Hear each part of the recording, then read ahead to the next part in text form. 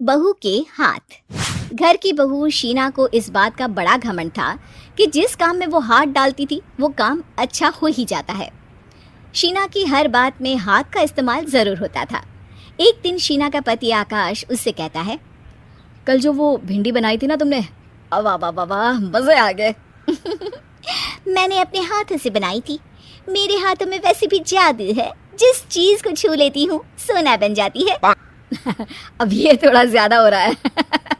मतलब अगर हर चीज़ को छू के सोना ही बना देती हो तुम, तो हमारे नाम के पीछे भी अंबानी ही लगा देते हम। चुप रहो, मुंह पे हाथ रख लो, कुछ भी बोलते रहते हो। शीना की सास बगिया से पूजा के लिए फूल चुन रही थी। सुंदर, अति सुंदर, कितने प्यारे गुलाब के फूल हैं, भगवान जी खुश हो जाएंगे। मैंने अपने हाथों से जो पौधा लगाया था, मेरे हाथों की कोई भी चीज़ बेकार नहीं जाती। हाँ बेटा, सही कह रही है, इसीलिए तो तुम्हारे पिताजी से मैंने अपने बेटे के लिए तुम्हारा हाथ मांगा था। और उन्होंने हाथों हाथ में मेरा हाथ आपकी बेटी के हाथ में दे भी दिया था। हाँ बेटा, वो तो है, पर मुझे ये बता, तू ये हर बात में हाथ क्यों बीच में लेकर आती है? माँ जी, पंडित जी ने हाथ मेरा देखकर नैनीताल में कहा था कि मेरे हाथ जगन्नाथ हैं, मेरे हाथों से कभी कोई काम नहीं बिगड़ेगा, तो मेरे हाथों की तारीफ तो मुझे करनी पड़ेगी ना।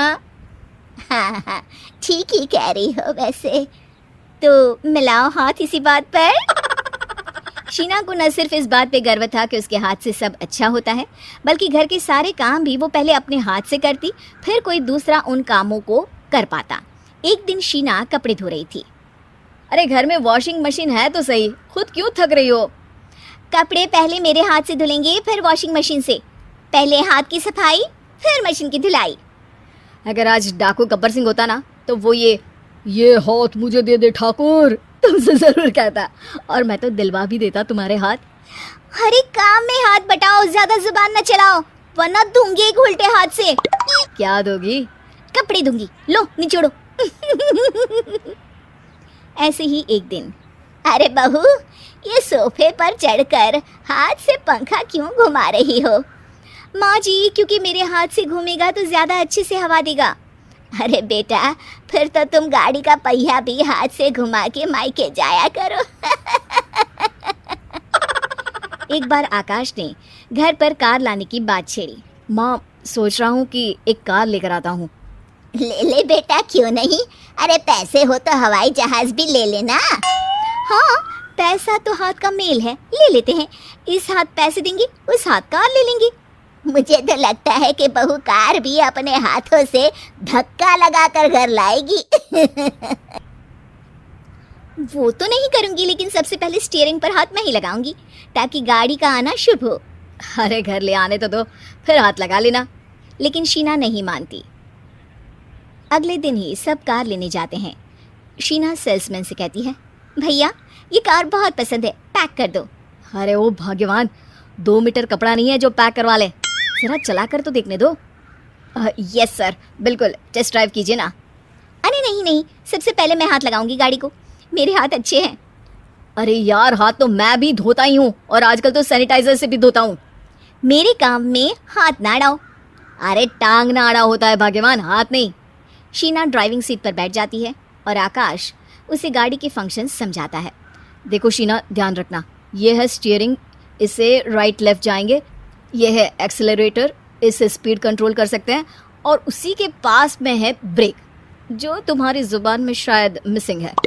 ठीक है, ज्यादा भी सिखाने की जरूरत नहीं है। मेरी माँ तो कहती है कि मैं अगर अपनी शुभ हाथ लगा दूँ तो जग घूम जाए, तो ये स्टीयरिंग क्या चीज़ है? शीना गाड़ी स्टार्ट कर देती है और स्टीयरिंग को घुमाते हुए एक्सेलरेटर पर धीरे से पैर रखती है, और शोरूम के बाहर के एरिया में ही गाड़ी घूमने लगती है, जहाँ दूसरी गाड़ियाँ भी रखी हैं। देखा मेरे हाथों का कमाल। अब ब्रेक दबा दो, आगे गाड़ी है। शीना आगे गाड़ी देखकर घबरा जाती है और पाँव गलती से एक्सेलरेटर पर पड़ जाता है। कार आगे खड़ी एक बड़ी गाड़ी में घुस जाती है। दोनों कार से उतरते हैं। सेल्समैन भागते हुए आता है। अरे 7 लाख की गाड़ी खरीदने आए थे और 15 लाख की गाड़ी ठोक दी, ओ माय गॉड। आकाश की माँ, आकाश और शीना घबरा जाते हैं। इतना सारा पैसा कहाँ से आएगा? तभी वहाँ मैनेजर भी आ जाता है, पूरा माजरा समझता है।